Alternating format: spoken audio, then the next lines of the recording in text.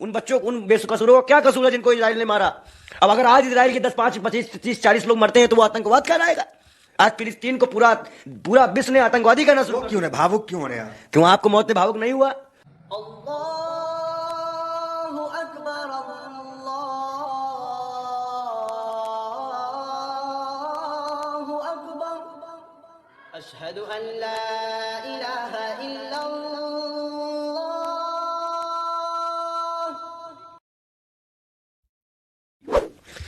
उन बच्चों को क्या कसूर था जिनको मारा गया? उन बच्चों उन बेकसूरों का क्या कसूर है जिनको इजराइल ने मारा?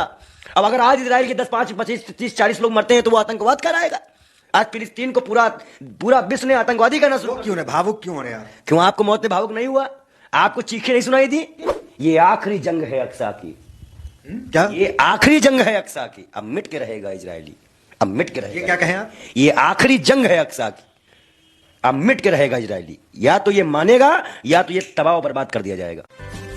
नमस्कार, मैं दानिश अंसार और आप देख रहे हैं पीआरबी। हमारे साथ बाल योगी पंडित विजय शर्मा हैं, जो कि सोशल मीडिया पे इन दिनों देख रहे होंगे कि इजराइल और फिलिस्तीन के बीच में जंग जारी है। उसमें इनकी वीडियोस कई वायरल हो रहे हैं, जहां पे ये मस्जिद अक्सा की वीडियो बातचीत करते हैं, इसमें ये ताबूत सकीना की बातचीत करते हैं और इस्लाम धर्म में जितनी भी जानकारियां हैं उसकी बातचीत करते हैं। हम भी हैरान हैं, आप भी हैरान हैं कि इनको इस्लाम को लेकर के इतनी जानकारी कहां से आई है। तो इनसे बातचीत करेंगे, क्या कहेंगे जिस तरीके से जंग जारी है इजराइल और फिलिस्तीन को लेकर के, क्या कहेंगे? गाजा की तस्वीर आपने देखी होगी।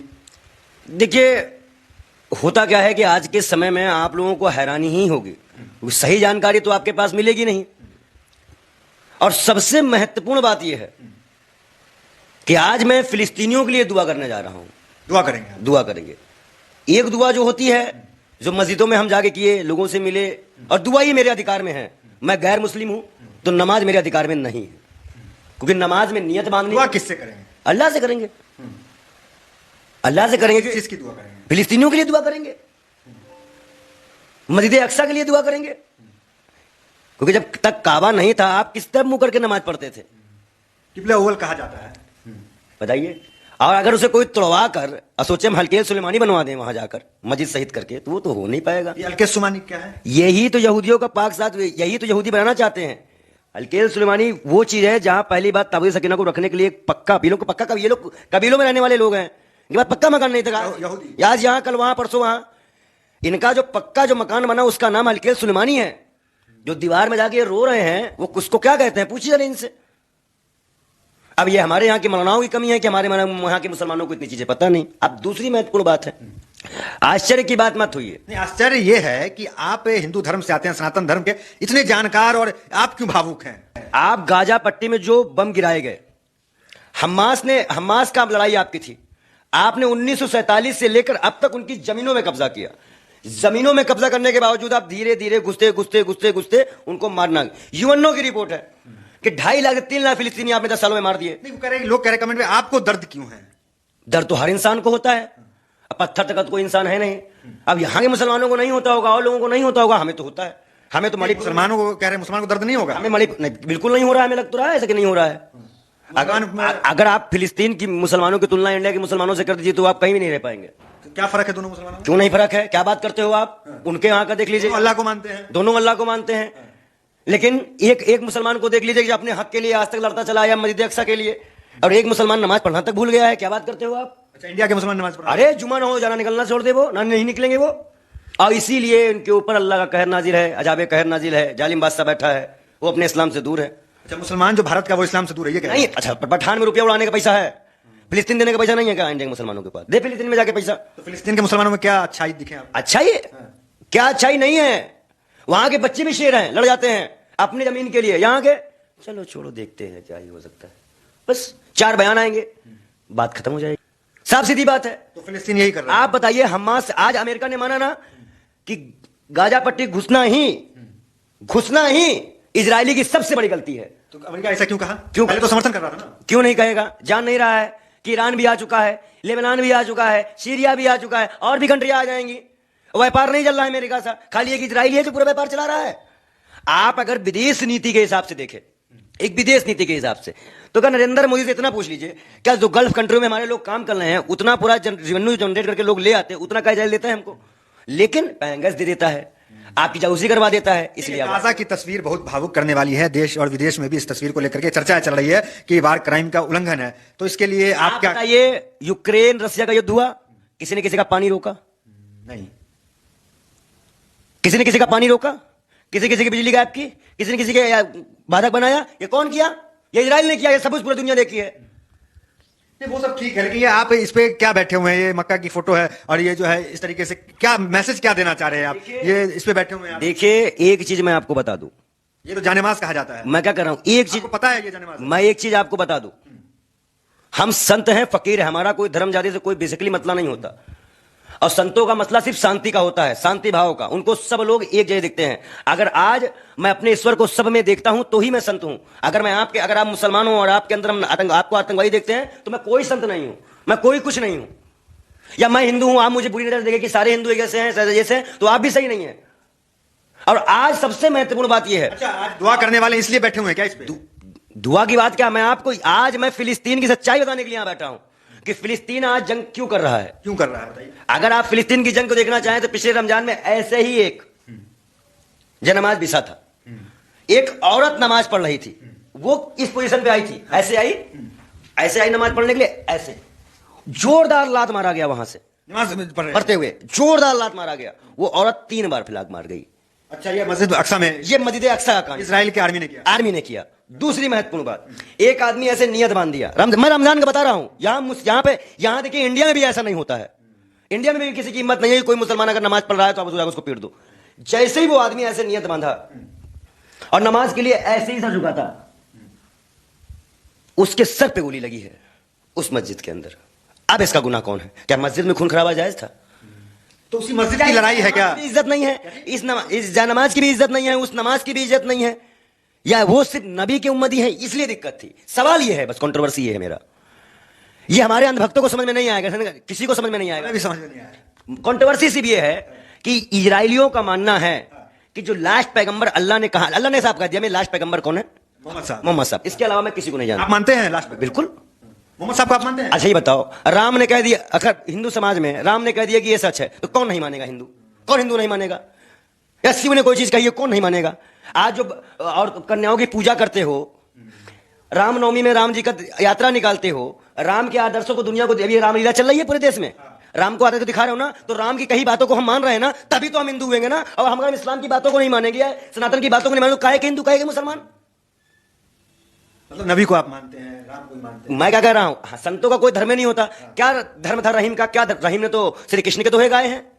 रहीम कौन है? इसी मिट्टी के तो हैं, श्री कृष्ण के दोहे गाए हैं, तुलसी ने दोहे गाए हैं। हमारे यहां संतों सूफियों का तो कोई धर्म ही नहीं था। ये धर्म तो ये लेके आए ठेकेदार चंद मौलाना और पंडित मिलकर लेके आए हैं, और इसीलिए दोनों को जन्नत का रास्ता नहीं है। दोनों को जन्नत का रास्ता नहीं है। मौलाना जन्नत नहीं जाएंगे, मौलाना पंडित एक भी नहीं जाने वाला। ये सब फिस्ना फसाद बनाने वाले लोग हैं। न मैं आज तक, और मैं तो भाई अपना काम बना ले रहा हूं, मैं तो अपना काम बना ले रहा हूं। मैं इंसानियत की राह पे चल के ये कह रहे हैं कि मौलाना हो या पंडित हो, ये जन्नत स्वर्ग नहीं जाएंगे? पूरा फिसना तो फंसाए रहते हैं, पूरा फिसना तो यही फैलाए हैं।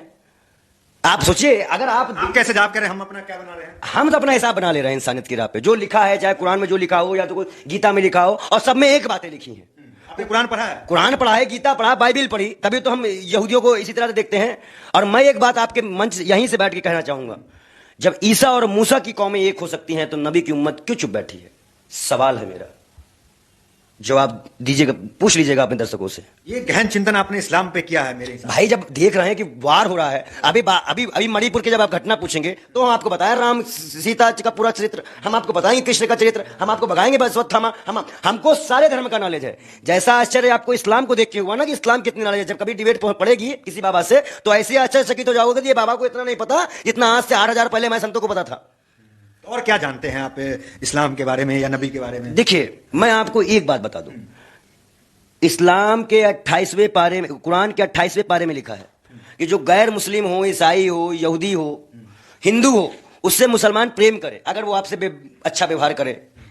क्या फिलिस्तीनियों की यही आयत मानना गलती हो गई थी क्या? इजराइलियों, उसने तो कुरान को फॉलो किया। अच्छा, जगह दीजिए। तुम तौरेत को फॉलो कर लो, मूसा को फॉलो कर लो।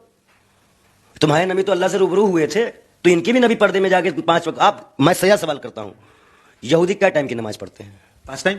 60-50 वक्त की पढ़े? क्यों 5 टाइम कहा गया ना? नहीं, ये बात मानेंगे, ये तो अल्लाह के नबी ने जाके बख्शाइश कराई थी ना नमाज में। तो अच्छा, पहले ज्यादा टाइम का था। क्यों? अल्लाह के नबी ने बख्शाइश कराई है। हद नशा इस्लाम में किसने बंद कराया? औरतों को इज्जत किसने दिलाई? प्रोफेट ने।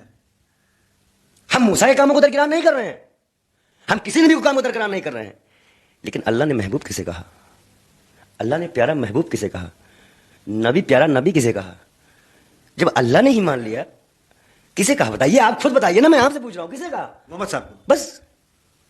और हमें ऐसा लगता है कि मुझे बार बार ये शब्द बोलना पड़ रहा है कि शायद 72 वाला एक बार फिर मुसलमानों को किस्सा पढ़ना चाहिए। वो भूल चुके हैं करबला का मैदान, वो भूल चुके हैं करबला का मैदान।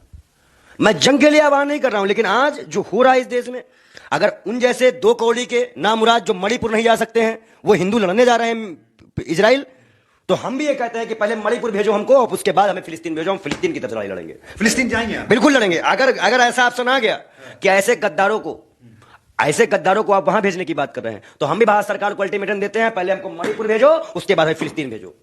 और हम बेधड़क बता रहे हैं, हमें आज चलते हुए गोली मार दी जाए, कल मार दी जाए, क्योंकि इजरायली भी यहां आ चुके हैं, गिरफ्त में ढूंढ रहे हैं हमको इजरायली। 3 आप तो फिलिस्तीन का समर्थन कर रहे हैं? हाँ, इजरायली ढूंढ रहे हैं, हो सकता है हमें उड़ा दिया जाए, मेरे घर सहित मुझे उड़ा दिया जाए, ये कोई बहुत बड़ी बात नहीं है। अब ये जमानत पे बैठना इसलिए जायज था क्योंकि मैं कैसे बताऊं कि उनके साथ क्या हुआ और वो क्यों ये जंग के लिए आ गया है। हम बताएंगे नहीं। अगर कोई भी वारदात कोई शूट करेगा तो उस तरह से शूट करो ना जिस तरह से उनके साथ हुई है। अगर हमें राम मंदिर नहीं घुसने देंगे तो हम छोड़ेंगे किसी को? किसी के बाप को छोड़ेंगे हम? तो उनके लिए अलग सा मस्जिद नहीं है, मस्जिद अक्सा नहीं है। बताइए। आज सबसे महत्वपूर्ण बात यह है कि फिलिस्तीन अब अपनी बात ध्यान से, मेरी बात ध्यान सुने, वो कुछ भी कर ले, कुछ नहीं मिलने वाला। जिस मस्जिद अक्सा के नीचे बता रहा है जहां से मिराज का सफर था, वो 1,24,000 नबियों को बुलाकर हमारे नबी ने नमाज अदा कराई थी। मतलब 1,24,000 नबियों के पांव उस मस्जिद में है। पहले चीज। दूसरी महत्वपूर्ण बात यह है, आप आस्था का बता रहे हैं ना कि क्या आस्था है मस्जिद अक्सा से जो आप इतना लड़ रहे हो? मस्जिद अक्सा से दूसरी आस्था हमारी ये जुड़ी है, मुसलमानों की जुड़ी है कि जब तक काबा नहीं था आप उधर की तरफ ही मुंह करके नमाज पढ़ते थे, उसी को मानते थे। तीसरा, अल्लाह की बहुत बड़ी रहमत है मस्जिद अक्सा पे, बहुत बड़ी रहमत। तो एक एक बच्चा जो आज शहीद हो रहा है, ऐसा नहीं है कि जो छोटे बच्चे दबे हुए आए हैं उनकी शहादत नहीं गिनी जाएगी। आज अमेरिका जैसे जालिम मुल्कों को भी यह कहना पड़ गया कि गाजा पट्टी घुसना ही इजराइल की सबसे बड़ी गलती होगी। उन बच्चों को क्या कसूर था जिनको मारा गया? उन बेकसूरों को क्या कसूर है जिनको इजराइल ने मारा? अब अगर आज इजराइल के 10, 5, 25, 30, 40 लोग मरते हैं तो वो आतंकवाद कहलाएगा? आज फिलिस्तीन को पूरा विश्व ने आतंकवादी कहना शुरू। क्यों भावुक क्यों हो रहे हैं? क्यों आपको मौत में भावुक नहीं हुआ? आपको चीखें नहीं सुनाई दी? कि अल्लाह का ऐसा कहर नाजिल होगा इजराइलियों पे कि इनकी उम्मत नहीं बचेगी, इनकी उम्मत ही खत्म कर दी जाएगी। दुआ दे रहे हैं। मैं कहता रहा हूं इनकी उम्मत ही खत्म हो जाएगी। अब मूसा अलैहिस्सलाम अगर आज होते तो जैसे उन्होंने दरिया से 2 रास्ते बना के इनको पार कराया था ना, ये उसी समंदर में डुबा दिए होते, आज इजराइलियों को उसी समंदर में डुबा दिए थे, खत्म कर दिए होते। दुआ दे रहे हैं आप। मैं क्या कहता, अगर मूसा अलैहिस्सलाम होते, जिस समंदर से उन्होंने रास्ता निकाला था, इनको पार कराया था, ये आज उसी समंदर में मिटा दिए होते, खाली मूसा अलैहिस्सलाम पार होते। तो क्या इतना जुल्म कर रहा है इजराइल? नहीं कर रहा है, नहीं कर रहा है। जब वो बक्सा तुम जुल्म करे, वो बक्सा अल्लाह ने उठा लिया 4 फरिश्ते भेज के, तुम उस बक्से के पीछे क्यों जा रहे हो? क्यों गरीब मासूमों को मान रहे हो?